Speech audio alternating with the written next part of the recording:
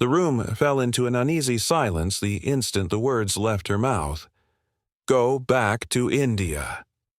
Cameras froze, microphones caught every syllable, and the audience collectively inhaled, as if the air itself had been stolen away. Shock rippled across the studio. Journalists blinked in disbelief, commentators stammered, and social media feeds ignited in real time. The insult wasn't just cruel, it was a direct attack on identity, on heritage, on the very idea that someone could rise above the prejudice that had been coded into history. Every eye in the room turned to the man seated across from her, Kash Patel. His expression remained calm, composed, almost imperceptibly shifting, like a storm contained behind serene waters. The cameras zoomed in on him, capturing the subtle tightening of his jaw, the faint narrowing of his eyes. He didn't flinch, didn't snap back, didn't give in to the instinct to retaliate. And in that quiet, something remarkable happened. A tension so thick it could be cut with a knife began to coil around him, drawing everyone's attention, commanding it. The insult, searing in its immediacy, should have shattered the moment. Instead, it became the spark for something far larger. Within minutes, clips of the confrontation were circulating online, overlaid with hashtags that ignited outrage and curiosity in equal measure. What happened next stunned everyone watching, and it went viral in minutes. One commentator would later write, "The initial shock was only the opening act. The stage had been set for a confrontation that would transcend politics, for a lesson in dignity, strategy, and the power of composed resistance." As whispers filled the studio and viewers across the country pressed pause and replay, it became clear that this was no ordinary exchange. This was a moment that would define a narrative, force conversations, and test the very boundaries of civility on a public stage. The nation braced as one, caught between outrage and anticipation, wondering, would this moment spiral into a scandal that divided the country further, or would it crystallize into a spectacle of courage that inspired millions? And even as the cameras continued to roll, capturing every heartbeat, every glance, every subtle gesture, Kash Patel's calm remained unbroken. But behind that serenity, the gears of strategy were already turning, preparing a response that no one, least of all the audacious voice that had dared to insult him, would see coming. The air outside the studio was thick with anticipation long before cameras rolled. Across the nation, political pundits were already speculating. Threads were forming on social media, and news alerts pinged in households from coast to coast. This wasn't just another debate. This was a moment steeped in tension, a collision of ideologies, identities, and values that had been simmering for months. Headlines had been dominated by cultural flashpoints, immigration battles, and questions of who truly represented the American story. Every move, every word, every gesture would be scrutinized, dissected, and debated in living rooms, offices, and online forums alike. For many, the confrontation between Karoline Leavitt and Kash Patel represented more than politics. It was a symbol of the ongoing struggle over who could claim the moral high ground, whose identity mattered, and whose voice would shape the nation's conscience. Patel's presence on the stage alone carried weight. As a first-generation American, a public servant with years of experience in government and national security, he embodied a story of perseverance, resilience, and dedication. Leavitt's provocative words, by contrast, threatened to reduce that narrative to a punchline, to dismiss it with a callous insult. Every viewer who tuned in could feel the stakes rising, the electricity of a moment pregnant with consequence. For immigrant communities, this was validation or dismissal in real time. For progressives, it was a litmus test of the nation's commitment to equality, fairness, and respect. For everyone paying attention, it was an invitation to witness history, or, at the very least, a story that would dominate conversations long after the broadcast ended. The debate had the potential to redefine perceptions of civility, challenge the limits of political discourse, and spark a dialogue about what it truly means to belong in America. No one expected this fiery exchange to become the defining story of the week. In living rooms and offices, people paused their routines, pulled out phones, and opened laptops, sensing that something unprecedented was about to unfold. Every news outlet knew that the clips from this debate would be analyzed, debated, and remixed for days. Every influencer and commentator could already see the viral potential, the hashtags, the memes, the outrage. The initial insult was just a spark. What came next could ignite a national conversation, forcing the country to confront questions of identity, respect, and dignity head-on. And yet, beneath the tension and spectacle, there was a subtle current of hope. This wasn't merely an opportunity for conflict. It was a moment to witness composure, intellect, and strategy prevailing in a landscape too often dominated by bluster and fear. The audience sensed it even before Patel spoke, an instinct that this confrontation could be more than a scandal.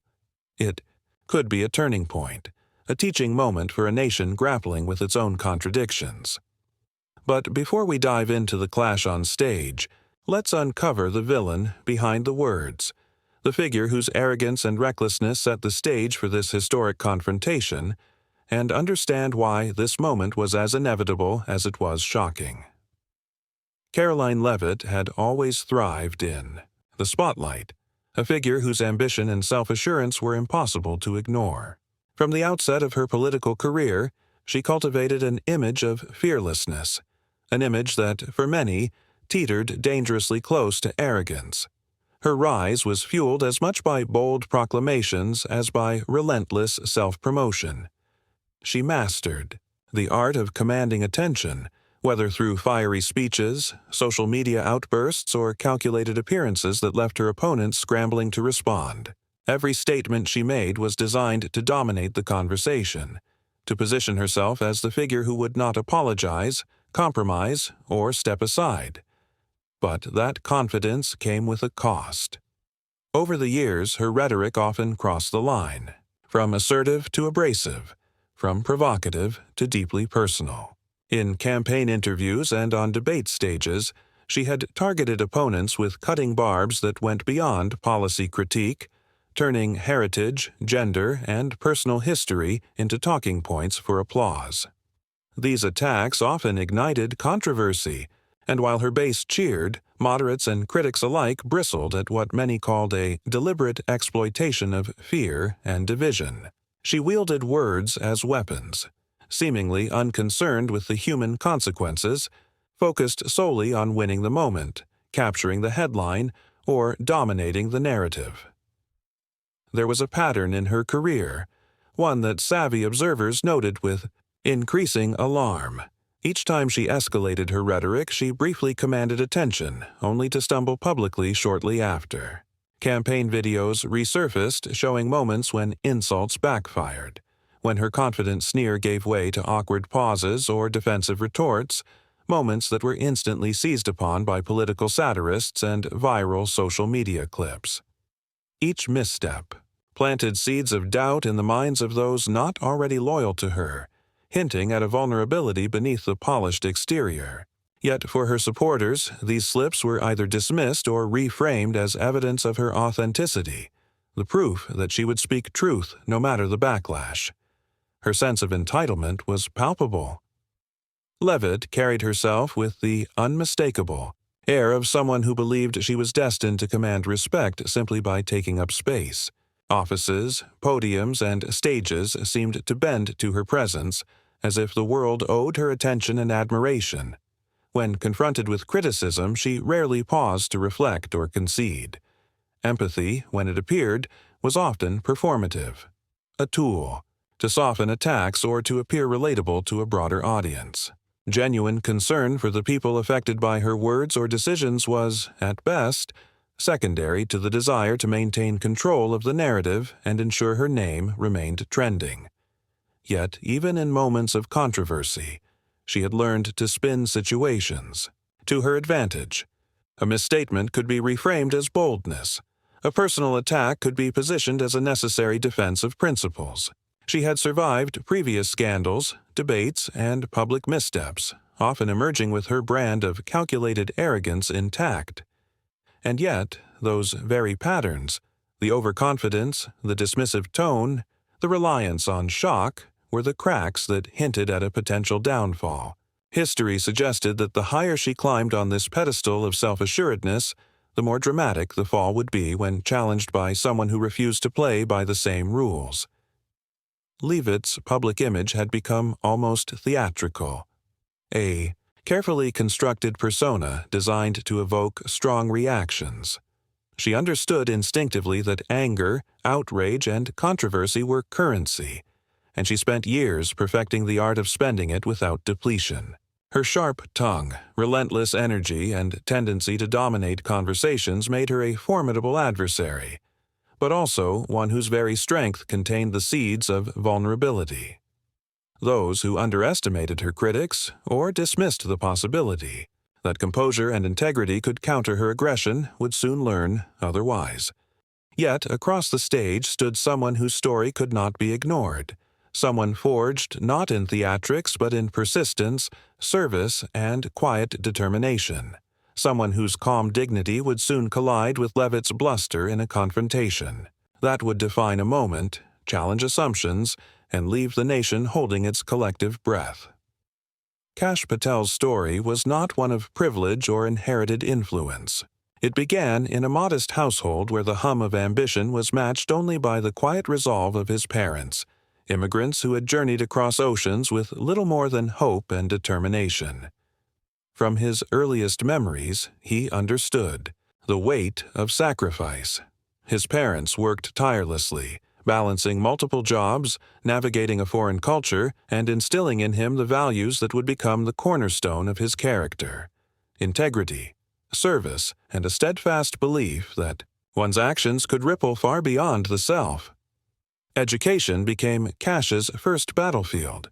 In classrooms where he was often the only child who looked like him, he learned early how to navigate subtle prejudices, how to prove worth through diligence rather than entitlement.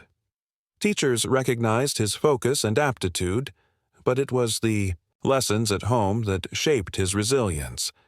Late nights listening to his father recount the hardships of their homeland, early mornings helping his mother balance finances, and evenings spent absorbing the stories of perseverance that defined his family. Each challenge etched a layer of discipline and fortitude into his character, molding a young man who understood that respect was earned, not demanded. As he entered public service, Kash's trajectory became a reflection of both ambition and purpose. He took roles that required intelligence, discretion, and unwavering commitment. Jobs that often demanded long hours, quiet diligence, and the courage to make difficult decisions behind the scenes. Whether drafting policy, advising on security matters, or stepping into high-pressure negotiations, he learned to operate under scrutiny and to navigate the storm of public opinion with a calm, steady hand. His work was seldom accompanied by fanfare, but those who observed closely recognized that his integrity and results spoke volumes, quietly building a reputation grounded in competence and moral clarity. Yet the public sphere was not without its challenges.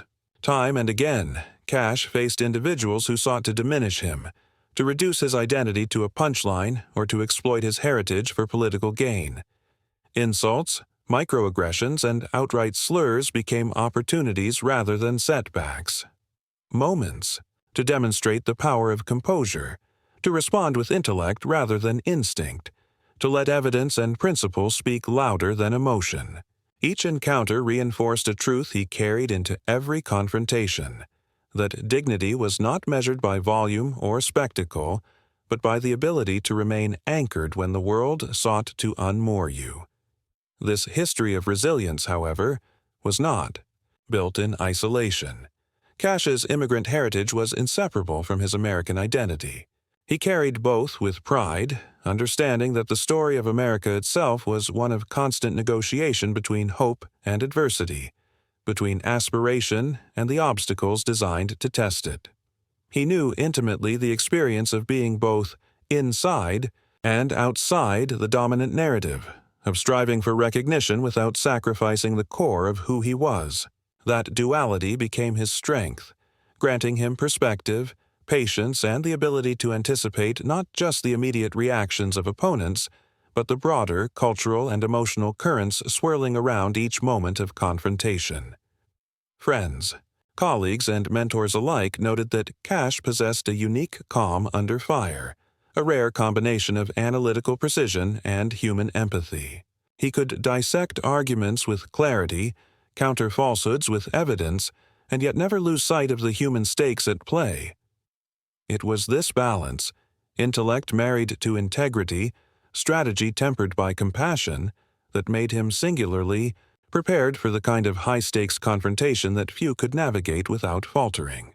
Every challenge he had faced, every slight endured, every test of patience and principle had been training for this very moment, when a nation's eyes would be fixed on him, and the world would expect a reaction that transcended mere rhetoric.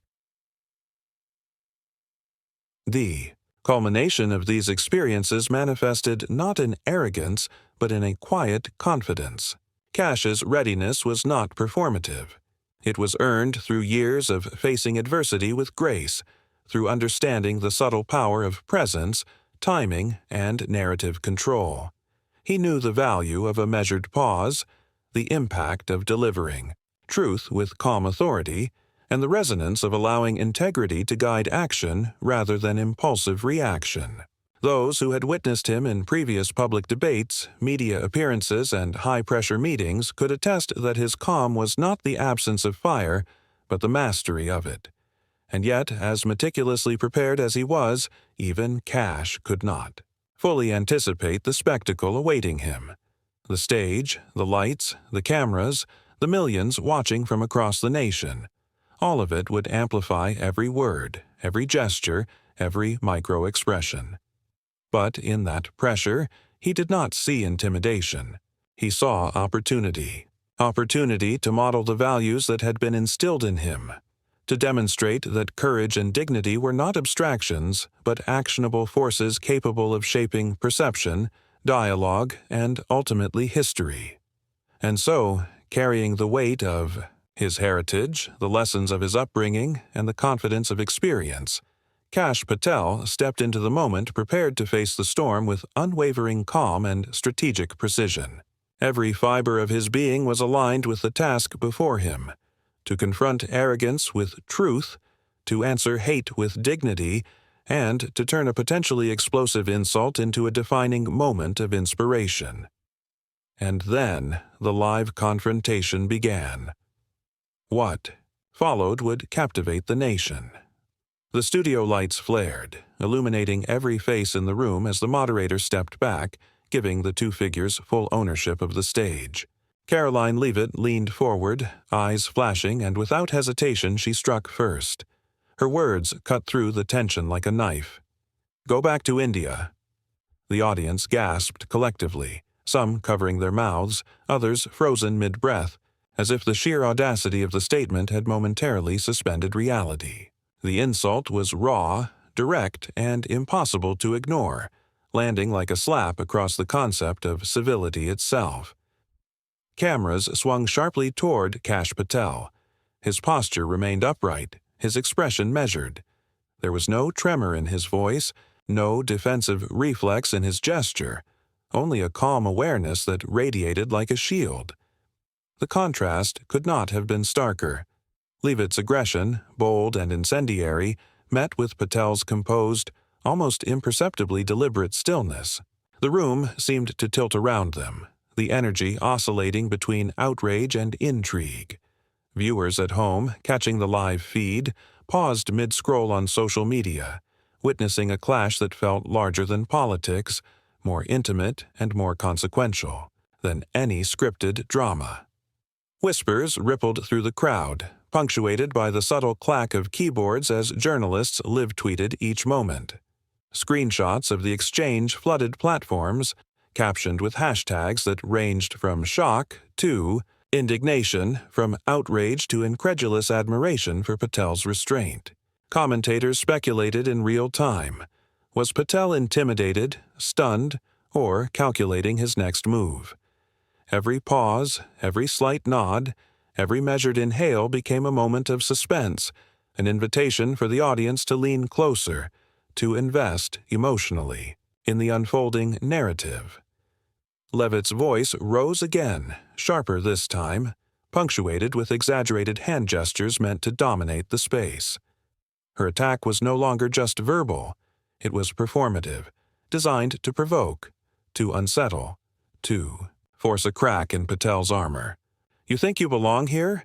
You don't understand this country," she shouted, her words ricocheting through the studio like a challenge to every principle Patel represented. For a fleeting moment, the intensity of her aggression threatened to tip the scales, to create a narrative in which arrogance could overwhelm dignity. But Patel did not respond immediately. He allowed the weight of her words to settle, giving the audience a glimpse of the discipline that had been honed over years of facing scrutiny and prejudice. Murmurs of approval began to ripple subtly from those who recognized the strength in restraint, the power of presence over provocation. Cameras captured the subtle tightening of Leavitt's jaw, the flash of frustration in her eyes, the faint tremor that betrayed the first signs of doubt. Every subtle detail was magnified for viewers at home, turning a debate stage into a theater of tension, strategy, and impending reckoning. The verbal barrage escalated further. Leavitt doubled down, leaning into the insult, raising the stakes with every syllable. "Maybe you should remember where you came from before telling us how this country works." The words landed like a gauntlet thrown, the air thick with expectation. Social media feeds exploded, reactions pouring in with a mix of fury, disbelief, and anticipation. Clips were already circulating, replayed hundreds of thousands of times, each replay amplifying the stakes, magnifying the pressure, and demanding a response that would either break or define Patel. In that instant, it became clear to the nation watching that the moment was pivotal. This was no ordinary exchange.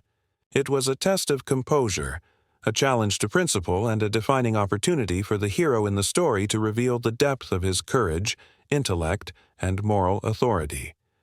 Every eye was fixed on Patel, every viewer holding their breath, every social feed awaiting the response that could either shatter or elevate the discourse. The stage had become a crucible, and the hero's moment of decision was imminent. And then, in a calm but thunderous moment, Kash Patel responded, silencing critics everywhere. Kash Patel inhaled slowly, letting the charged silence of the room settle over him like a tangible force. The weight of the insult, the energy of the audience, the millions watching at home, it all pressed toward him, yet he remained unmoved. His eyes scanned the room once, acknowledging the anticipation, the cameras, the subtle tremor in Leavitt's demeanor, and then he spoke. Not in anger, not in haste, but in deliberate, measured tones that carried authority and clarity. "I'm proud of my heritage," he began, voice calm but unwavering, "because it reflects the very values that built this nation: perseverance, service, and the courage to stand for truth." The cameras tightened on his face, capturing the faint glimmer of resolve in his eyes. For a moment, the world seemed to pause, caught in the gravity of his statement. Social media feeds exploded almost instantly, live reactions flowing across every platform. Clips of the moment began circulating, some showing only Patel's calm demeanor, others capturing the stark contrast between his composure and Leavitt's escalating agitation. Commentators speculated in real time, analyzing every pause, every inflection, every choice of word. Every viewer sensed that this was not merely a retort, it was a lesson in restraint, power, and moral authority. Patel continued, layering his response with precision. "When we define each other by the color of our skin, the land of our birth, or the languages our parents spoke, we diminish the promise of America. This country thrives because people from every background, every culture, and every faith have contributed to its progress. Dismissing someone based on heritage undermines the very freedoms we claim to protect. His words were neither theatrical nor aggressive. They were undeniable. Facts, logic, and the weight of history combined seamlessly, each sentence dismantling the arrogance that Leavitt had relied upon for shock value. Leavitt's composure began to fracture.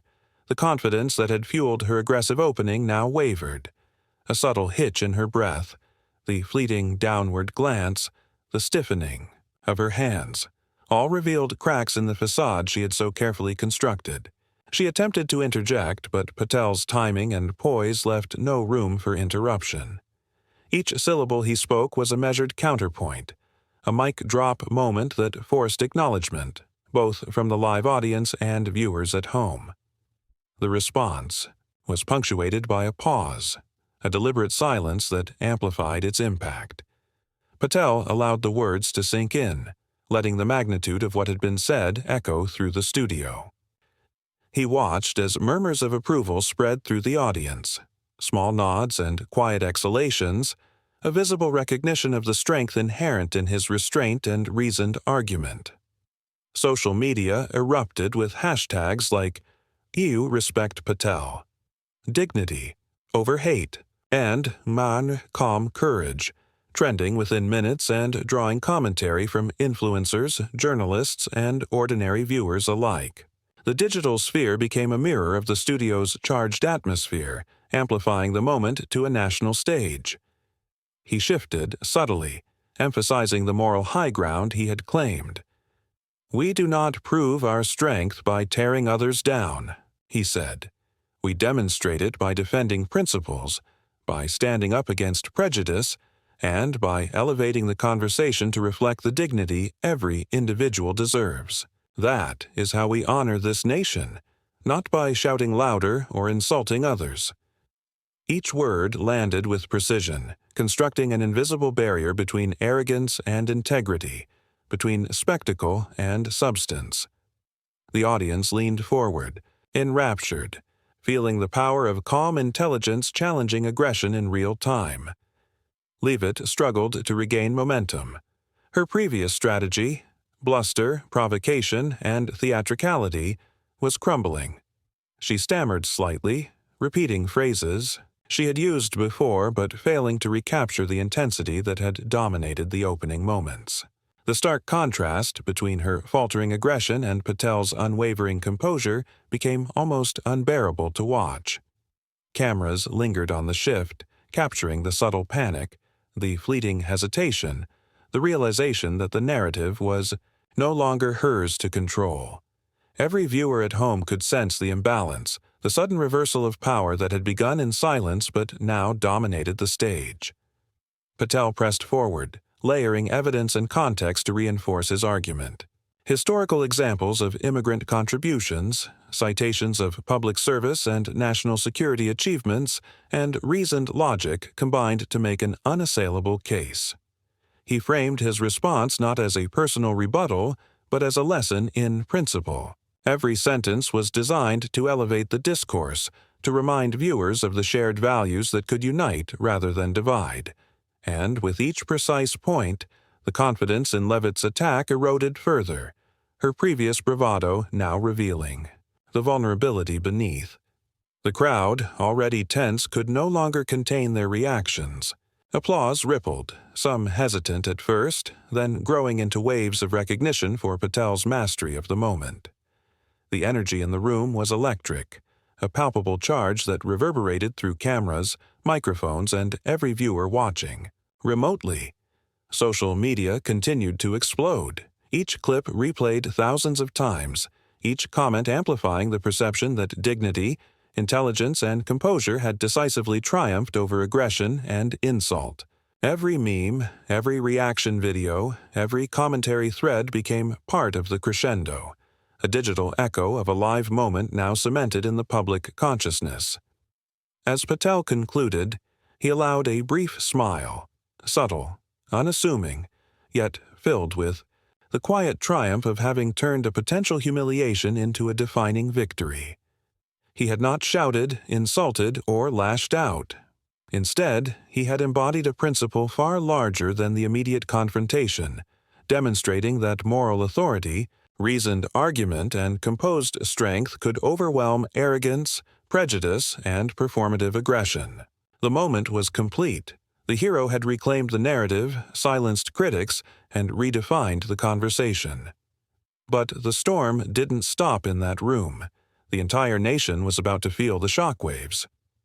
The moment Patel's words landed, the studio's tension was replaced by a whirlwind of reaction.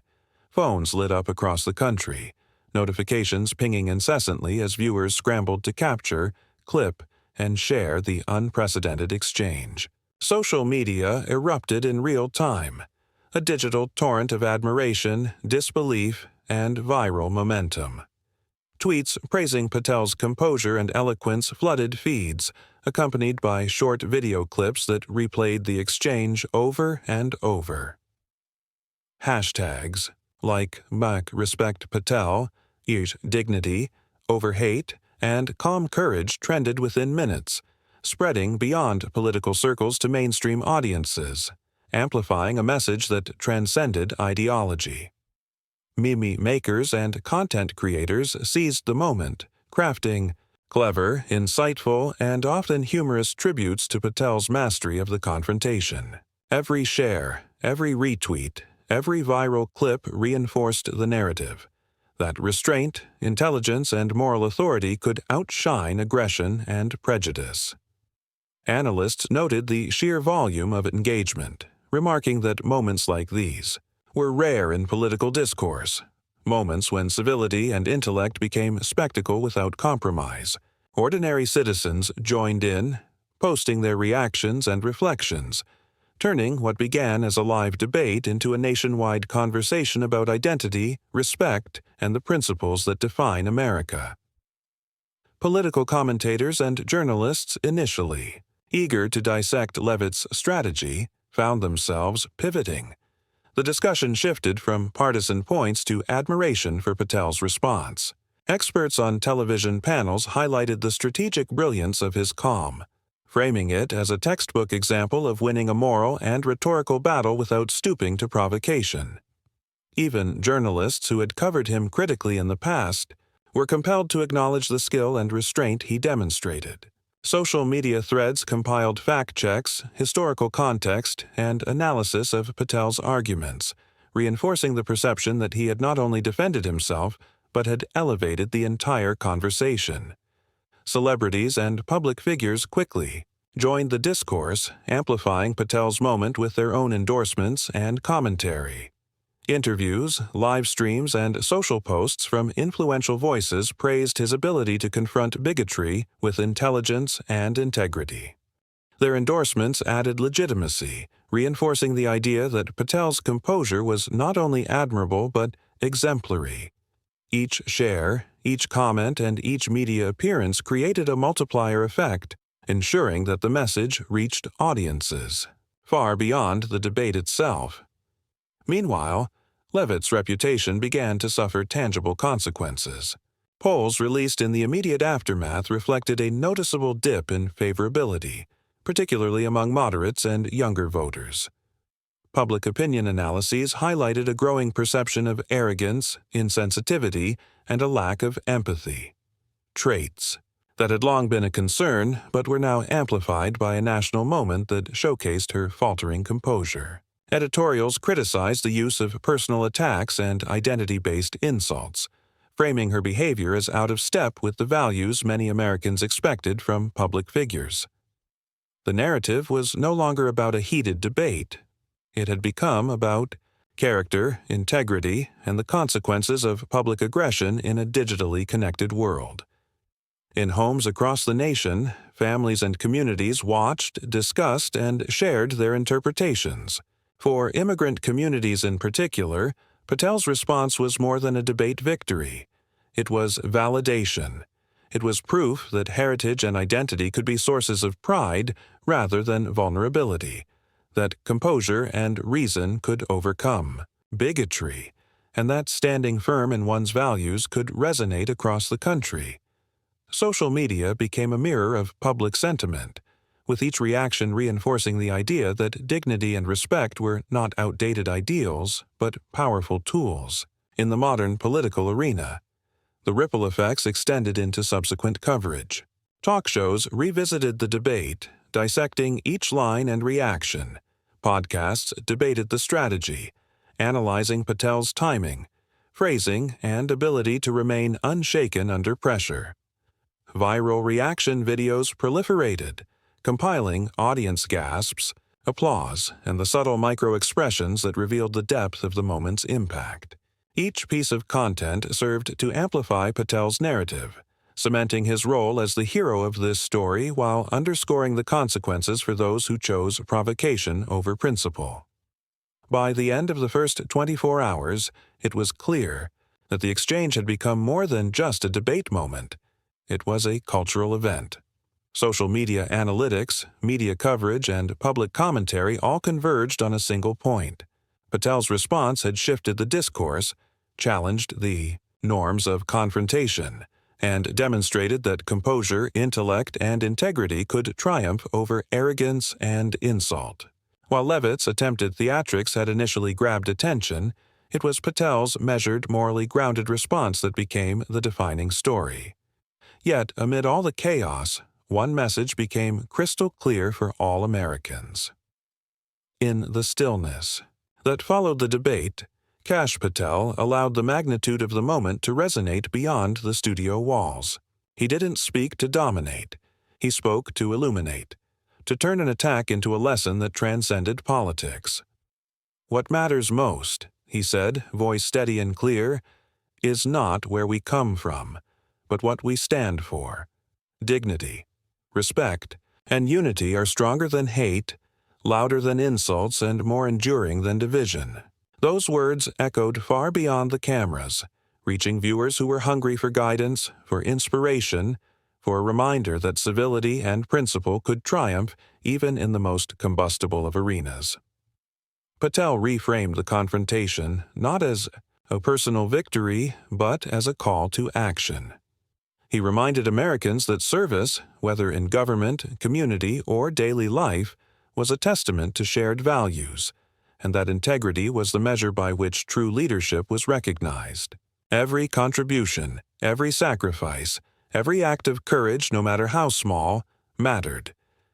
In an era dominated by outrage and spectacle, he offered a quiet but powerful counterpoint, that character, patience, and moral clarity could transform even the sharpest insult into an opportunity for growth and reflection. The emotional resonance of his message was palpable. Viewers across the nation, from living rooms to workplaces, felt a sense of relief, pride, and renewed optimism. Communities who had long struggled with the marginalization of identity felt seen, validated, and empowered. They were reminded that the American story was not one of exclusion, but of inclusion, not of derision, but of recognition, not of division, but of unity. Patel's calm yet commanding presence provided a template for how disagreement, criticism, or prejudice could be met with intellect, grace, and unwavering values. He spoke of the responsibilities that came with citizenship and leadership, framing them as universal rather than partisan. "We are strongest," he said, "when we lift each other up, when we engage with truth and fairness, when we act in service of the collective good rather than self-interest or spectacle."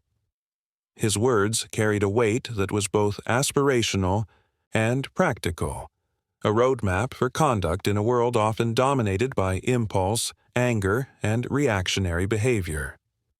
The message was simple yet profound. The true measure of influence is not how loudly one can shout, but how effectively one can model courage, empathy, and respect. Social media, still ablaze from the debate, now transformed from a platform of reaction into one of reflection. Users shared clips of Patel's closing remarks alongside personal reflections, memes celebrating composure, and commentary on the power of dignity in public life. Commentators highlighted the long-term significance, noting that this was not Merely a viral moment, but a cultural touchstone that could shape discourse and expectations for future political engagement. For many, it represented hope, that even in contentious times, civility, knowledge, and principle could prevail over provocation. The crescendo of emotion was unmistakable. Families, communities, and viewers of all backgrounds were moved to act, to reflect, to engage more thoughtfully in dialogue, and to reaffirm the values that Patel had so eloquently championed. The lesson was no longer abstract. It had become personal, immediate, and actionable. Americans were reminded that every interaction, every decision, every conversation carried the potential to either build or erode the bonds of respect, dignity, and unity that hold society together. And as the story spread across the country, a lesson emerged that everyone needed to hear. Kash Patel's calm courage had done more than respond to an insult. It had silenced hatred, elevated the conversation, and inspired millions across the nation. In a moment charged with tension, he demonstrated that dignity, intelligence, and integrity were more powerful than arrogance and provocation. The words, "Go back to India," were intended to divide, to wound, to provoke fear, but they became the catalyst for a lesson in courage and principle that no one could ignore. This was not just a debate clip to be shared and forgotten. It was a story of resilience, identity, and the enduring power of values that define America. By holding his ground without descending into hostility, Patel showed that standing up for yourself and for what is right does not require compromise of character. His response became a blueprint for how we can confront injustice, bigotry, and provocation in everyday life, turning moments of conflict into opportunities for leadership, empathy, and unity.